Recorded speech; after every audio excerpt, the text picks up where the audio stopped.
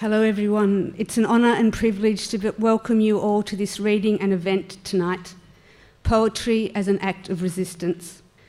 My name is Jacinta Laplastria and I'm a poet and a critic, and I also work for the Wheeler Centre for the national poetry body, Australian Poetry. I'd like to welcome directly and warmly the three poets here who will share their poems and thoughts so generously, Ali, Samar and Carl. We're going to start the first part of this evening with each of the poets reading their own poems, and within the theme of poetry as an act of resistance. I think we could spend 6 days, 6 hours, many weeks discussing this theme. It's something that many of us as poets and readers of poetry feel passionate about. Each of these poets have had extraordinary lives and experiences, and this underpins the incorruptible and urgent poetic voices they bring to their work. But before we introduce the poets and their reading, I just wanted to throw up a few starters. What is it about poetic voice that amplifies resistance? Why have poets across history been drawn to using poetry to say what they had to say, and in a way which could not otherwise be said?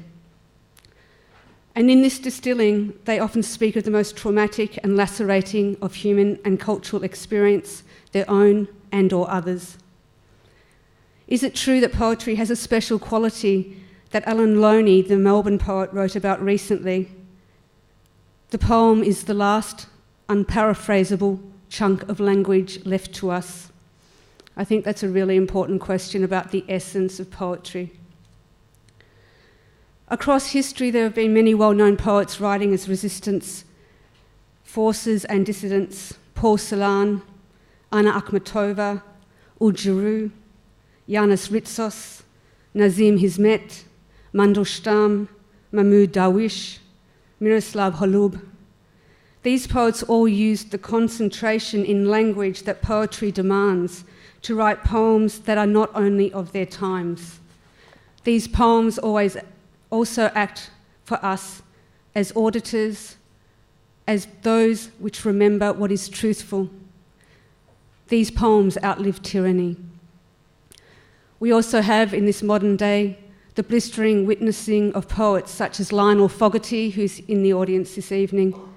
And I think what is quite extraordinary about Lionel's poetry is the way that he uses the language of the oppressor and completely subverts it and takes the power back into himself and what he's writing about. And I think that's a very common theme to poetry as an act of resistance. Oppressors use language to oppress, and as soon as we take the language back and subvert it against them, then we have our power back. It's really, really critical. There was also the recently deceased American C.D. Wright, one of the great poets of the 20th century and into the 21st, and she wrote consistently about the necessity of poetry within human experience. But apart from these poets that we know and their work, there are so many that we may not easily come across. I think of the prisoners of Guantanamo Bay who wrote their poems, had them smuggled out, and they wrote their few words by scratching them into a bar of soap or using a stone as a pen. And around the border areas of Afghanistan and Pakistan, like right now, there is this huge movement among the Pashtun women who use the form of landays to write poetry that both criticises their own oppressive experiences, but also of the enemies.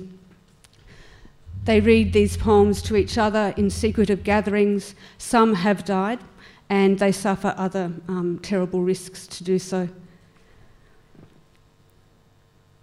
There was a Russian political prisoner called Sinyavsky. He died in 1997 and he was incarcerated for 7 years in a labour camp. And he wrote, "A sheet of paper is to me what the forest is to a man on the run." And only today, as an incredible coincidence, upstairs at Australian Poetry, we received a Facebook message from a man identifying himself as from Bali 9 in Indonesia, and asking support to develop his poetry. I have found passion through writing poetry. It has helped me heal and gave me the opportunity to know myself. I have written many poems the last year. So I'd like to dedicate the readings and conversation tonight to all these fearless poets, those we know and those who we don't know. So first reading is Samar Sabawi. She's an Australian-Canadian poet, playwright and essayist, originally from Palestine and now living in Australia. She has written and produced a number of very successful plays, Cries from the Land and 3 Wishes, and her most recent, Tales of a City by the Sea, had a sellout season last year at La Mama, and it returns in May, so I deeply encourage you to follow that up. She also has a new book of poems coming out. It can be ordered across Amazon within the next few weeks. I Remember My Name. So can we please welcome Samar to the stage? Thank you.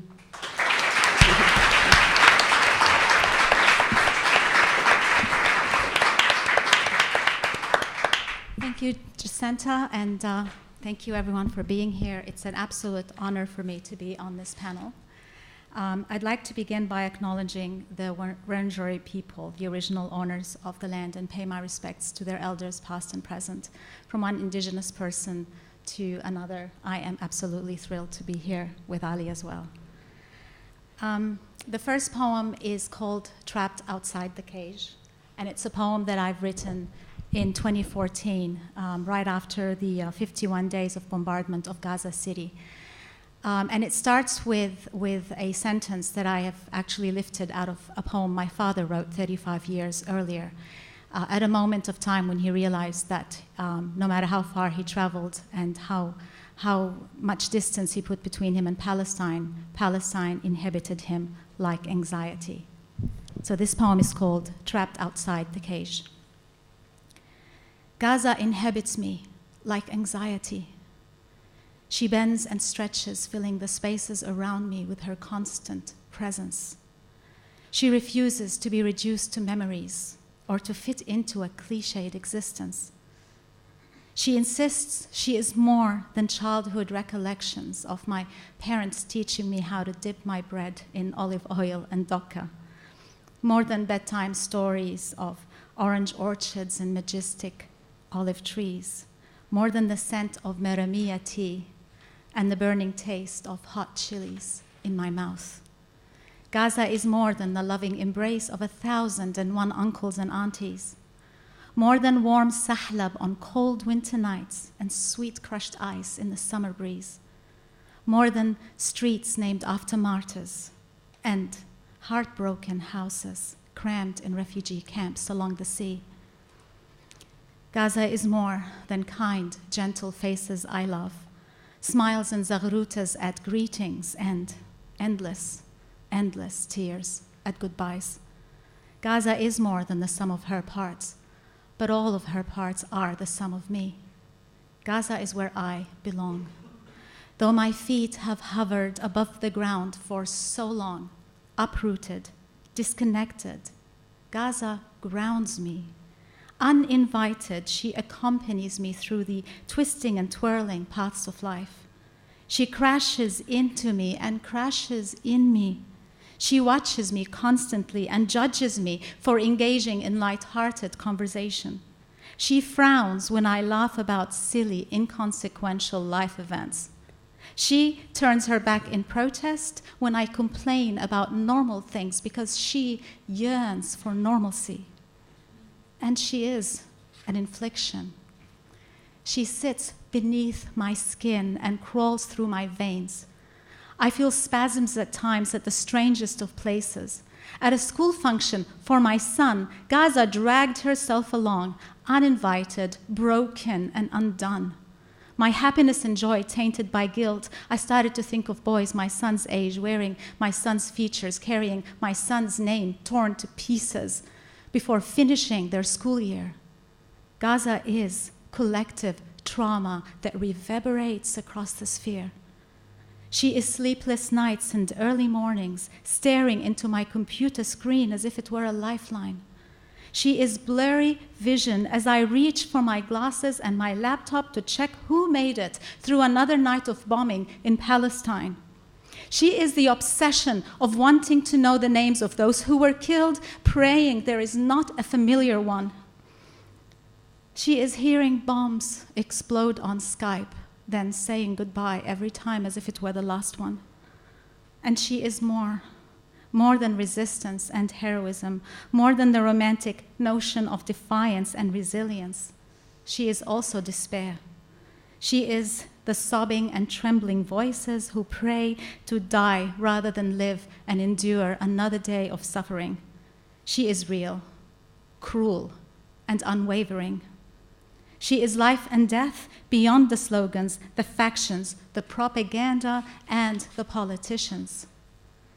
She is bare hands digging through the earth, looking for flesh, looking for loved ones, looking for belongings, looking for tunnels that can transport a dream to a place where she may finally seem serene from the distance. Gaza is the epicenter of our battle for justice, an ongoing reminder of the original sin, Nakba, and ethnic cleansing. Gaza is Palestine, and she is my identity. I am trapped outside her walls, and she is trapped inside of me.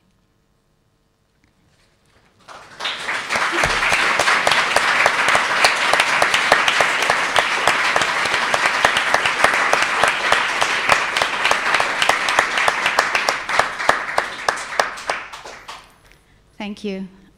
This one is directly related to political poetry.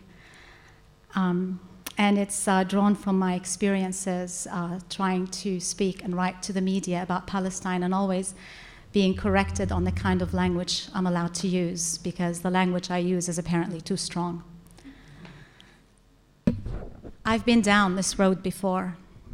Someone tries to teach me how to use words that can open doors, offering me tips in communication. Instead of saying apartheid, try a system of segregation.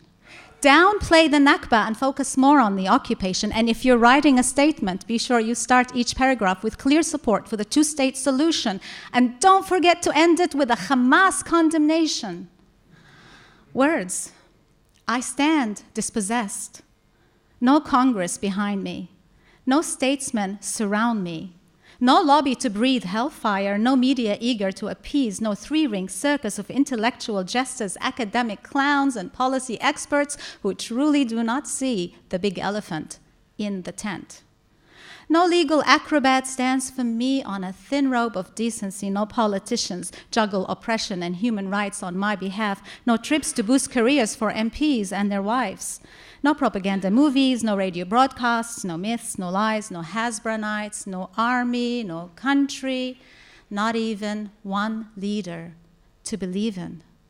All I have are my words to tell my story, my voice to demand justice. And you're telling me my language is too strong.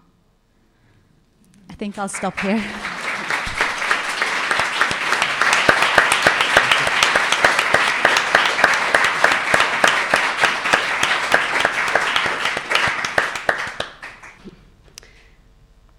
The next poet we're welcoming is one of Australia's foremost Aboriginal poets, Ali Cobby Eckermann. She was the first Aboriginal Australian writer to attend the International Writing Program at the University of Iowa in 2014. Her verse novel, Ruby Moonlight, was published in the USA in 2015, and a collection of poems translated and published in India. She returned home and launched her 7th book, Inside My Mother. She also dabbles, she writes in her own biography, in the visual arts. Her wire sculptures were exhibited during the recent Tananthi Festival in Adelaide. She was also a featured writer at the recent inaugural Indigenous Literary Festival held here at the Wheeler Centre in February, Black and Bright. Ali's book isn't available for sale here tonight, but you can order it or go to any good bookstore. It is, as we said, Inside My Mother. It's the most incredible collection, and I really encourage you to support Ali's work and read it and buy it. So welcome, Ali.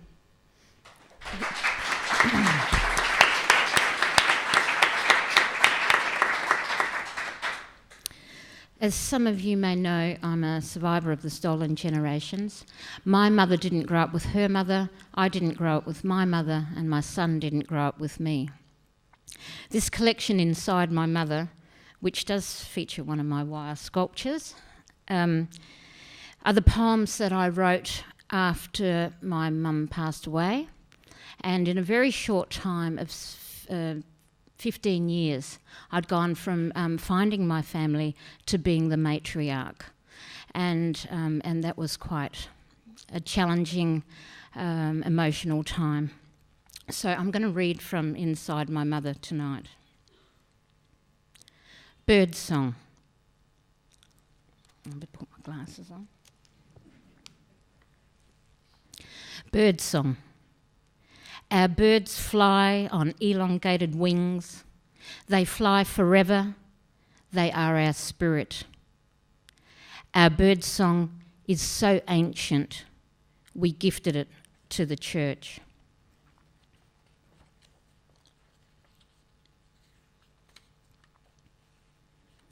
Wrights. In the dormitory, we cut our arms, fill the gashes with ash from the dirty hearth. One girl gets infected, the doctor cuts her arm off. The remainder of us admire our scars, the notch of grief, a cultural right.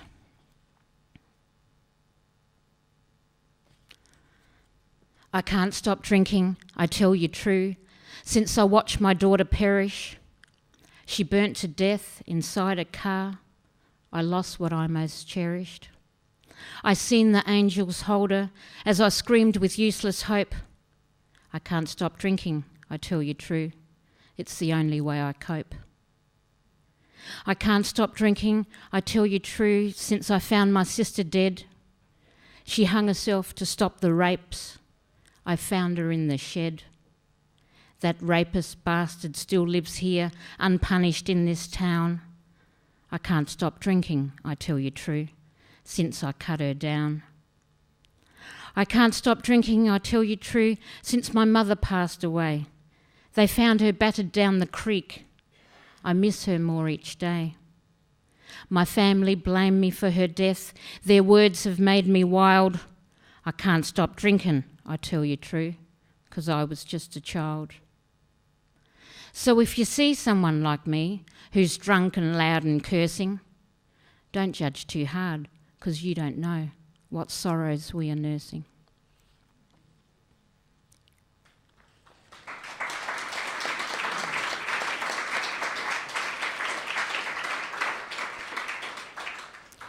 This is the title poem, Inside My Mother.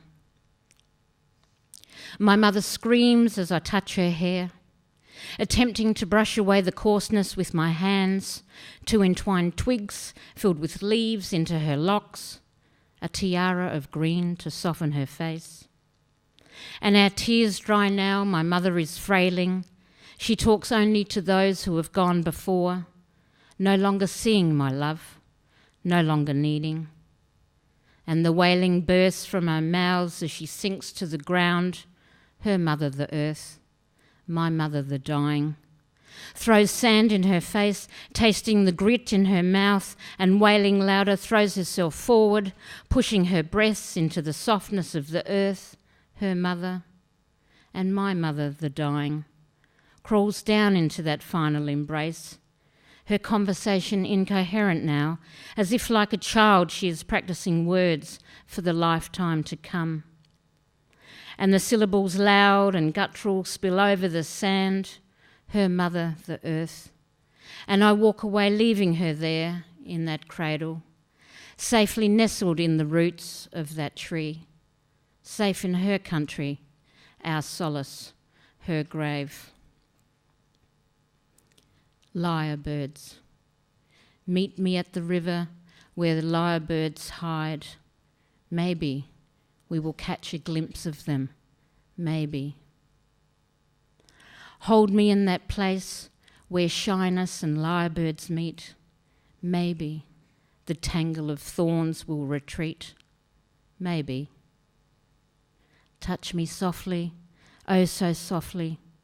Stroke feathers on my cheek. Maybe my softness will return. Maybe. Kurumpa wia balacha, walacha kuchu. There is no life but family. Thank you.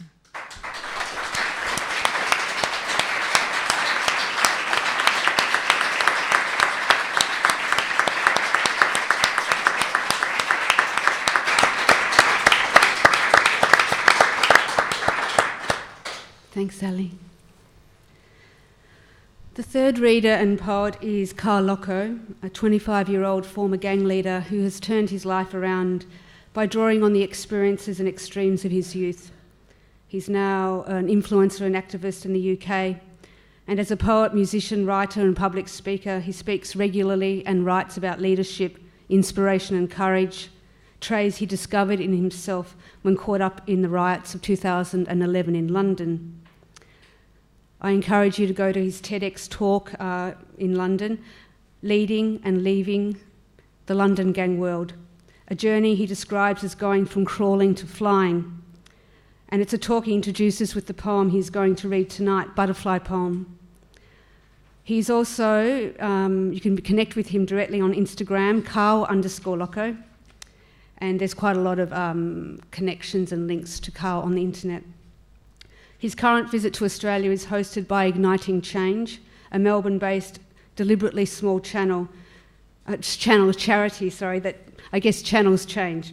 It's passionate about sparking positive changes for those doing it tough in our communities. So thank you for Igniting Change for allowing the opportunity to have Carl with us here tonight. So we welcome Carl and Butterfly Poem.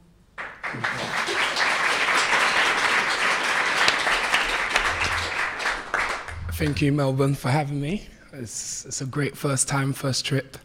I'm a bit jet-lagged, but for the poetry, we can do it. In all honesty, for me, poetry has nothing to do with words and everything to do with words at the same time. I see the labour screams in the ward as the poem we call life. I see when the gun goes bang as the poem we call die. And for me, I see when the politician speaks, it's the poem called lie. And ultimately, I stumbled upon poetry through the conventions of rap. But for me, rap and poetry does not come from the same reservoir. I know it can spark a debate, but it's not time for debate right now. But in all honesty, poetry was for me as much as it was for my listener, but the rap was more for my listener than secondly for me. So during my rehabilitation process, I had a lot of time to just meditate and to think about life and to really observe the process, and how, for me, I'm a firm believer of the chaos theory and how small things or things we deem insignificant can have the greatest ramifications. And for me, I call my first collection of poetry The Butterfly Effect.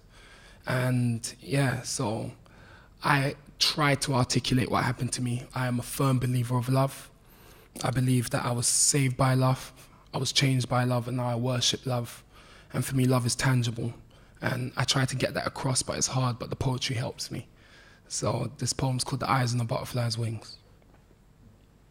I hope you don't mind, I'm going to stand while I recite it.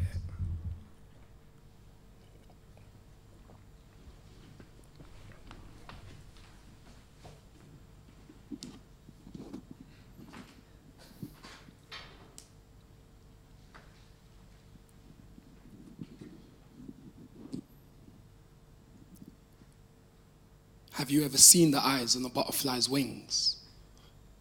Deep, deep like the gaze of a glorified king, for they can overwrite. They will overwhelm. Eternal like they appear from another realm, another world, another life. Yes, another life. I too have known another life, another state. I am a walking contradiction. I should have shared another fate. I know a butterfly's fame, but felt the caterpillar's pain. My cocoon was love. But who loved the caterpillar? Drug dealer. Who will love the caterpillar? Gang member. Who will love the caterpillar? No, they can only love the butterfly. They take pictures of the butterfly. They speak scriptures of the butterfly, but label a nuisance. We that couldn't fly. They say the eye is the window to the soul, so if you really look close, you can see the caterpillar's pain in the eyes and the butterfly's wings. It stings. So strange is change, so great is love. Love is my cocoon.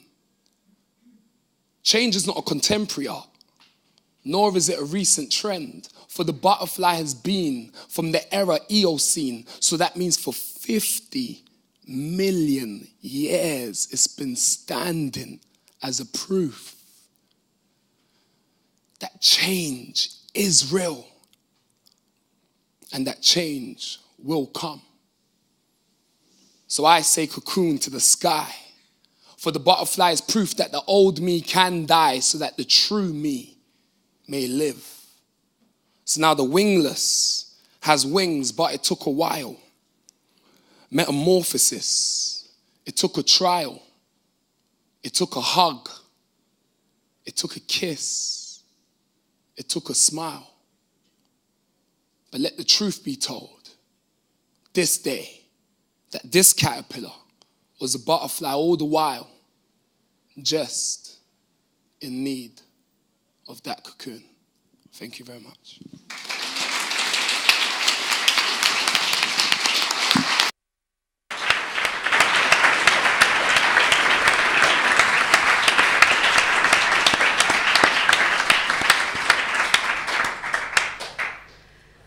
So I noticed at the start of the TED talk that you did TEDx talk in London, that you spoke about how you thought the best way of actually getting the talk underway was to perform that poem, and you actually said it sort of said the whole talk in a poem. So I guess that's something I really would like the three poets to talk back to the audience around.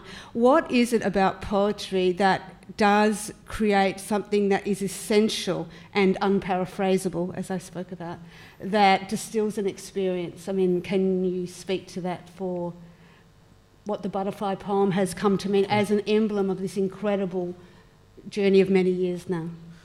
I believe that poetry justifies the intangible. You know, so for me, poetry is very spiritual. In even when I'm writing a poem, I can construct it by thinking in terms of, I can say, you know what, right now I'm going to write a poem and I want it to be about this and I want this sort of feeling to translate. But that's not when my best work is produced.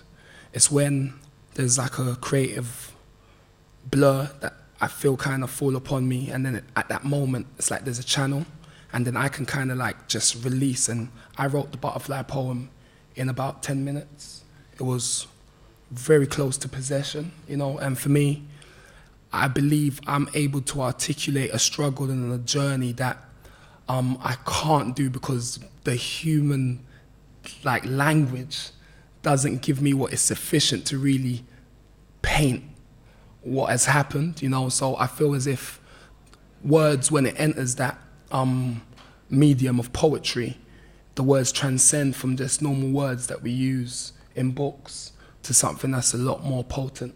You know, I feel like the character can come through. I feel like a face can come through. I feel like life comes through.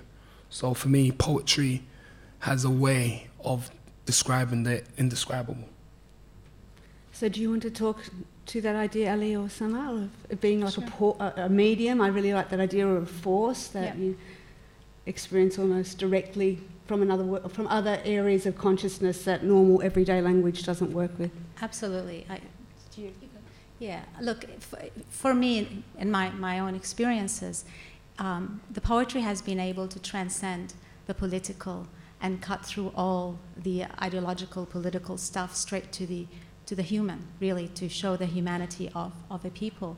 And in the case of the Palestinian context, poetry has been really important to pass on the stories over the generations. As most Palestinians, 2/3 of the Palestinian population are dispersed. They're no longer in the homeland. And so poetry served as a vehicle to safeguard the collective memory and to pass on the stories and to inform the next generation. I was only born in Gaza, but I lived all my life outside of Palestine, and yet I'm able to carry on with the stories and to identify and feel the bond. And that's been predominantly in my household done through the poetry. My father is a poet, and through cultural stuff. So absolutely, I would say, I would agree, yeah. When I was a girl, I grew up with a German Lutheran family, and outside the immediate family, we were always told. I had I had an adopted brother and an adopted cousin who were also Aboriginal, and we were always told how grateful we should be for education, for the life that we had, and that that was a really funny place to sit as a young girl and as an adolescent, when life wasn't making me feel very grateful.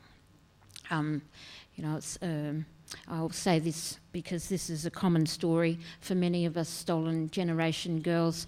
I was abused sexually at a young age, and when I stood up to the perpetrator and said, you can't do that anymore, I was run down by a car and my leg was broken. I had really long hair. I was 7 years old. The nurse at the hospital, she got sick of brushing my hair, put it in a rubber band and cut my hair off. I remember my family coming on because they were farmers. They used to come every Sunday afternoon to visit, and they didn't recognise me and walk past. These are really poignant memories. I was, that's getting quite a few years ago now, but these are the things that I remember. And so when I was 17, I ran away to the desert, and there was something there that made me feel safer than living in society. It was along the Nullarbor Plain where the Indian Pacific goes. So very isolated. There was only 6 people living in that railway town, and we were all nuts. They say the Nullarbor is the longest prison in the world. Everyone's out there running away. And actually I was, because I knew at that age, at 17, that I couldn't control my behaviour. I'd grown up with good parents, and I'd grown up with the 10 Commandments, and so I had this moral idealism, but I couldn't live within it. There was something in me that was out of whack. And so I stayed in remote areas for a long time. And my other escape was hanging out with motorcycle riders, outlaw bikers, so that I could access lots of alcohol and drugs to fit in. And that was my family for many years. I had a lot of fun. I was very good at drugs and alcohol.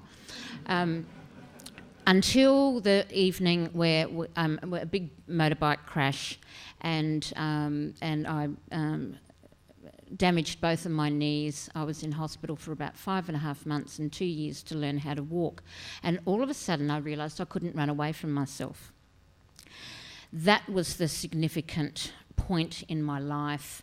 I ended up going to rehab for 5.5 months and tried to find my mother again. And I was in my mid-30s then, and this time I was successful. Now, Mum's way of coping, she had become a very successful public servant. That was her assimilation, and she was doing very well in Canberra. She was the first co-chair of National Sorry Day with Peter Brock, and was doing wonderful work for the stolen generations. And mine was meeting her sisters who hadn't been taken away, and returning to the desert. Here I'd been looking for 17 years for my family, and they were exactly where the journey had started. The place that I'd ran away on the Nullarbor was my mother's birthplace. She was born under a tree there. And learning that was very pivotal for me as an Aboriginal woman, because the land loved me enough that was my first resting place outside that confusion of adoption and assimilation. And then that gave me a bit of a platform. And the more that I spent time in the APY lands and Central Australia, sitting in language that I couldn't understand, but my heart was filling up. I hadn't been able to cry since I was that 7-year-old girl and got run over.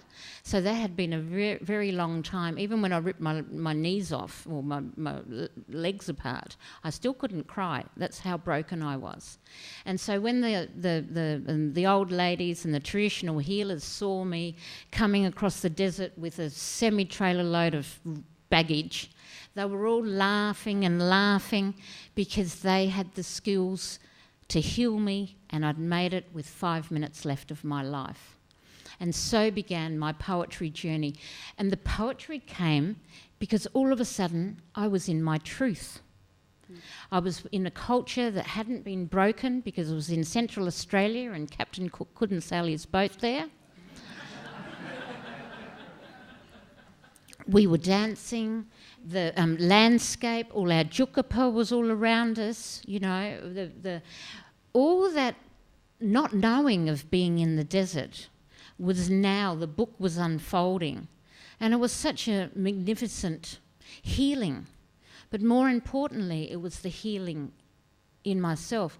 And because my family was so excited they would forget to interpret, I had to listen with my heart and my eyes and my hands. And in my quiet time, I started jotting poetry. So poetry for me is the celebration that my life was saved, and I'm very fortunate that I found my family, and I found my culture, and I found my truth. Carl, you might be happy to know, in the Jukapa, in the dreaming stories around Alice Springs, the caterpillar is very powerful. They're called Yuparinya, and they formed the mountains around there. And when it turns into a moth, which is a bit bland, the caterpillar is beautiful, vibrant green, and dots and horns and whatever. And then I think traditionally the moth was just food. So the caterpillar actually transformed into food for the traditional people. Big. But I think it's also like the idea of song that's so resonant right through inside my mother and bird song, but poetry is song. And I mean, there's a particular form of poetry that very much concentrates on playing with poetry and how it looks on the page. But for the most part, authentic poetry and what a poet commits to is the sound of language that you tune to as a poet that you don't in most other forms of language. And I think that's really critical. And then there's something about the vocal, oral qualities of language, which you're also condensing and you're using in all different ways that aren't usual, that I think does allow it to give this capacity for being essential and for naming truth. And I really want to keep the spotlight on these three poets. But I had a time in my life when I was not truthful and I could not write poetry. And I actually left that life to begin writing poetry again. And because I knew if I didn't, I wouldn't survive. So that has its own background, which I won't go into here. As I said, I really want to keep the focus on the three great poets here. But can you talk about that? Like, how do you agree with the way that seeking truth, I don't think you can write lie in an authentic poem. No. And so speak to that. I'll speak to that, and I just want to speak also to what Ali was talking about. The poetry helped express the healing process in a sense. But what it also does is it connects you to the outside world. It opens you up. It makes you very vulnerable in many ways. I'm often petrified of reading poems. I can do political analysis, debates, whatever, no sweat. But to read a poem, to share a piece of myself with people, that's a petrifying thought, because you have to be honest. You have to let yourself be vulnerable. And also that feeling when you felt at home, when you felt you belonged, when you heard language that just, even though you didn't understand, it seemed like familiar language to you. It's something I absolutely connect with, because when I went to Gaza and when my kids went there for the first time, even though the language was a little bit foreign to them. They speak a little bit Arabic. But there was a sense of belonging. It's like you're floating your whole life, and then you finally connect, and you finally are grounded. And that's something that can't really be explained except in poetic terms, I think. So it's the other thing I wanted to say is you're opening yourself up, you're connecting, but you're also allowing the world to connect with you. So you don't have to have experienced the despair and the war and the conflict and the gang fights to feel connected at a human level when you hear poetry about these experiences, because it reduces these experiences to a purely human experience that we can all feel. And that's really the power of poetry. No, I'll definitely agree that poetry must come from a place of truth, but the truth is debatable, but your truth isn't.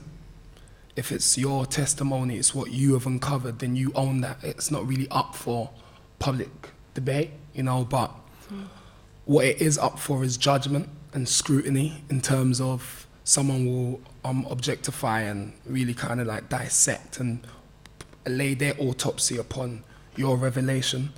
And what happens is that there is overwhelming, you know, because there's a nakedness, you know, and I wasn't able to confront that for about a year and a half. I was writing poetry in secret, and I came out of the closet by accident. And it was there's a very kind of like high-end hotel in the UK called the Bulgari Hotel, and I was invited to give a talk to those that are kind of championing just youth led like activism and just trying to move the tectonic plates a lot faster. And I remember getting on stage and looking into the crowd, and I was going to give the normal spew of, oh, we're here for this and thank you for that, and yeah, epic, let's keep on going. But then I just felt as if they deserved more. I had recently finished reading Nelson Mandela Long Walk to Freedom, and for him, he commended those that were white and yet fought the good fight alongside him. And for me, I looked into the room to see those that was not affected directly by the issues that a lot of the young people from my demographic faced, but yet they had committed their lives to trying to help. And I just didn't feel like just giving them the normal spew was worthy. So I said, I'm gonna give them a part of me, you know? I'm gonna give them my truth. I'm gonna unveil my nakedness. I'm gonna remove the fig leaf. I'm just gonna go for it, you know? And I did that. And I remember I've been held at gunpoint. I've been kidnapped. I've literally been in a lot of situations that we could call sketchy, you know. And I've never felt as vulnerable as I did on that stage, because that was my truth, you know. So yeah. Yeah, I think for the same reason too. I don't like to identify myself as a poet. I don't think I'm a poet. I write poetry. But to say I'm a poet just seems to be such a huge thing that I couldn't identify myself as a poet. No, it's heavy. It's a lot of pressure. I do enjoy calling myself a poet because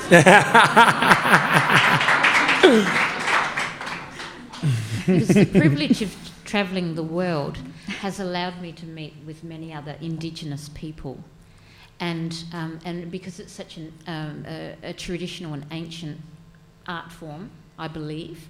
You know, in traditional times, the old people had the skills that as soon as the baby was born, they could say, oh, look, we've got a little dancer here, or we've got a little healer, or we've got a storyteller, or, you know, a new song person. And I think my journey to come back to my family as a mature woman and to arrive at this craft as a you know, in my 40s, has allowed me a lot of hindsight. And so when I connect with Indigenous peoples around the world, it's like we can talk the same language, and there's a new family And so I call myself a poet because I so need to belong to that family and hear the truth from across the globe. I guess that makes it us in the closet still. Oh no, I'm a poet too. Should I come out? We're going to actually cross soon to take some questions from the floor, but I guess one of the things I've thought about a lot as a poet and written about, not in poetry, but in other forms, is how much poets love language. Like, I think it is like a beloved. And because it's a corporeal, it's a bodily form of language, it really does have that intimacy. And I wonder if what we're saying, to wrap up just the last part of the conversation, is that when you write truth into your work and you interrogate yourself, like any good poem, you are interrogating yourself into truth, or the truth of another matter if it's not a personal experience. And I think that you then offer that directly, like a clear gaze. People who do not break their gaze when they look at you, you're giving that to another person. And I think that's where there can be incredible change, following the chaos theory idea. But I do want to now hand over to the floor. To the lady in the middle, I've forgotten the name. Samar. The question that I'm interested in is, when you're writing poems, as you obviously do, with a political punch, how do you find that the resistance comes from somewhere out there, that they're trying to quash your poetry? And is that from people in the publishing business, or is there a strong resistance to actually saying what you're trying to say in political poetry? There is strong resistance to say what I'm trying to say as a Palestinian in general, in what we call the mainstream circles. And it has changed. It was more so in the past. It has been changing over the last few years. And I feel that there is more acceptance, or a little bit more acceptance in most circles of the Palestinian voice and the Palestinian wordings. And ours is really not just a battle of geography or a battle that is confined to a geographic spot. Ours is a battle over language as well, which is what I express in my poem. Is it apartheid or segregation? Is it ethnic cleansing? Or is it Nakba or independence? So as a people who have endured 6 decades, really, 73 years, I think, since 1948, of being exiled and being disconnected from our land, and to be able to hold on to all of that, even in diaspora, even for the first and the second generation born diaspora, to hold on to our identity and to our memories, and to know who we are. It's really a battle about remembering who we are, where do we come from, because without knowing where you come from, you have a very limited choices of how you're going to proceed. And I think, I don't feel that there is strong resistance online in most circles that I know, but I know that I wouldn't be able to publish in the mainstream the kinds of poetry that I write. Unfortunately, not yet, but doors will open, I'm sure, and change happens, and we'll make sure it does. I'd like to add to that. When there was a review of the intervention, like 5 years after the intervention was first launched, and I had written a poem called Intervention Payback, because I was in Central Australia working on a community when the army arrived and the public servants arrived. So I witnessed that firsthand. And so we submitted Intervention Payback poem as a submission that the government was asking for, and they couldn't accept it because the language wasn't right. It was written in Aboriginal English. So there is a racism that does exist against our truth. Hi, I just wanted to say thank you for removing your fig leaves and sharing that vision of poetry as something essential and truthful. And it made me think about my own, the vision of poetry that I was given at school, which was very dum-de-dum-de-dum-de-dum. And I wondered if you had any advice or wish for teachers who've got a room full of captive little spirits, is there anything that you would wish them to be able to share with their children? Is there any advice you would give to them to help open the door into the world of poetry that you found? Yeah, thank you. Poetry had a foreshadowing, and that was in my English classroom in year 9, so I was about 14 at the time. And I had a really tall Polish teacher called Miss Modzlin, and she was everything I needed at that moment. You know, in that season, I had just made the front page of every newspaper in the country for 2 weeks running, and it was due to the gang activity I was involved in. So I would walk into a classroom, and then the teacher would have me brandishing a replica pump action shotgun on the front page, and then they would see me and hide the paper, and there was just basically a very big elephant in every room. And so this elephant was not in my English classroom. It was just not there. I searched and searched, and you know, if an elephant's in a room, you can smell it too, not just see it. And it wasn't there, you know. And what she did as a teacher was basically, for one, she allowed me to know that I am capable. And not just in the sense of academic attainment. I was already in the top sets in our British schooling system. I'm pretty sure it's the same over here. If you can remember something they told you 6 months later and give it to them, you're a genius. And I had no problem doing that. I remember quotes, lines. I have a bit of a, like, I just got, it's kind of photographic, but with words. I can remember words. So it wasn't, she didn't tell me I'm capable in that sense. She told me I'm capable in a way that I am valid. You know, it was more, I am allowed to. You know, my capacity came from being allowed because I am there. And I think it was the fact that she snobbed the snobbery that was going on. And she said, you know what, I love your work, your poetry, I love how you write. You know, it was more how I wrote at first, not even so much just in terms of writing a poem.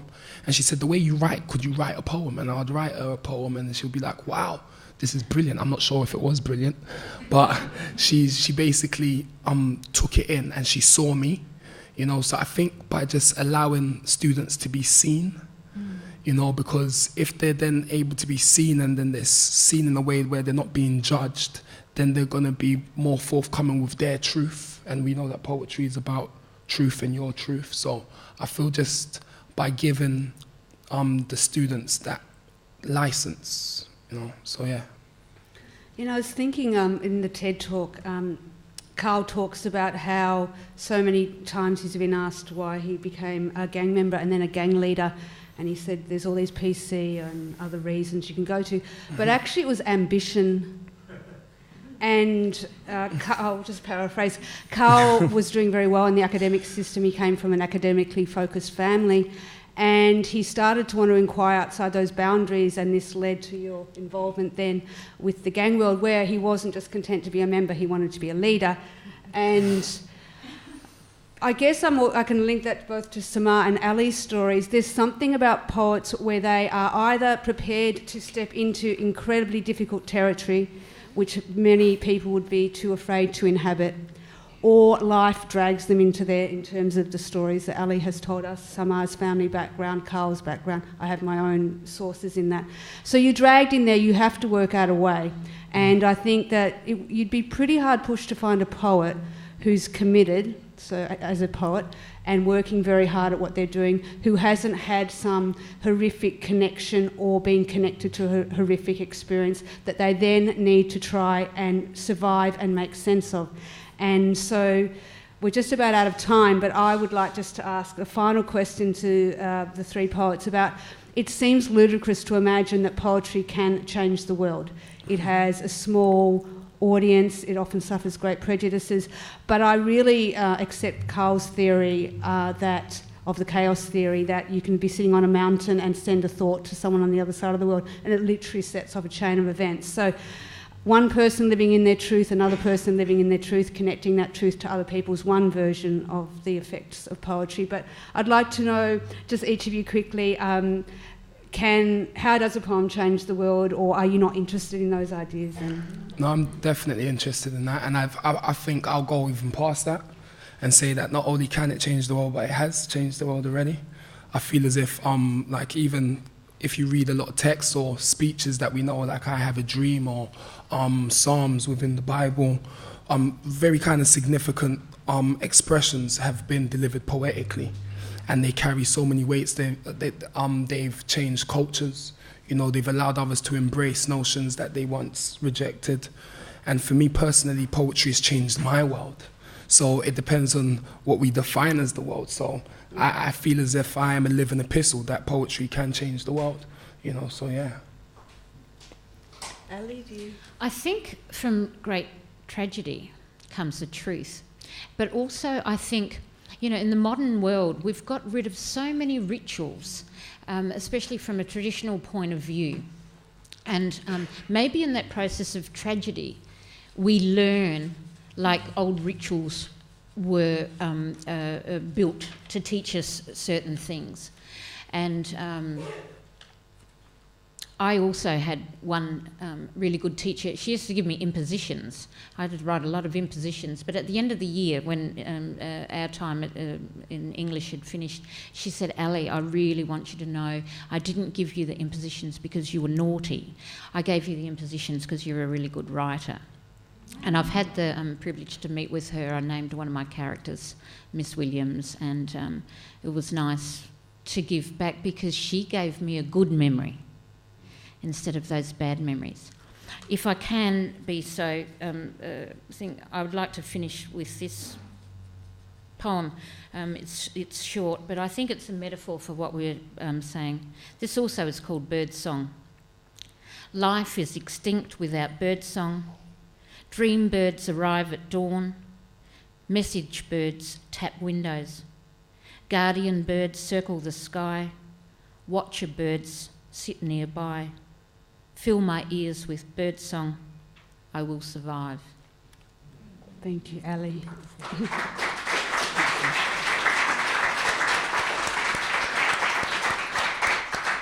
Our time is up, but I would like to give Samar just like a quick answer if you would like to. Sure. Yes, poetry can change by way of raising awareness, by way of breaking cultural barriers. And just very quickly, the play that we talked about, my play, which is showing at La Mama in May, Tales of a City by the Sea, was purely born out of poetry that I wrote during the Gaza assault in 2008, 2009. And it made it on the VCE list. So this year, hundreds of students will be able to see this play.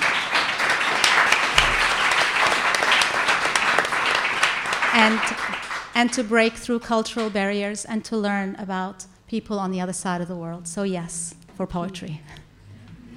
And feeding back to the question about education, I think every poet has had one person, whether it was a teacher, but normally a mentor, an elder, who saw something and encouraged. You will find for most poets there was one person in a minute where they were told something and it really lit that fire. It is a passion, and I think it's so wonderful that you're all here to support the poets here tonight. Thank you, Ali. Thank you, Samar. Thank you, Carl, and thank you all. Thank you. Visit realcentre.com for the best in books, writing and ideas from Melbourne, Australia and the world.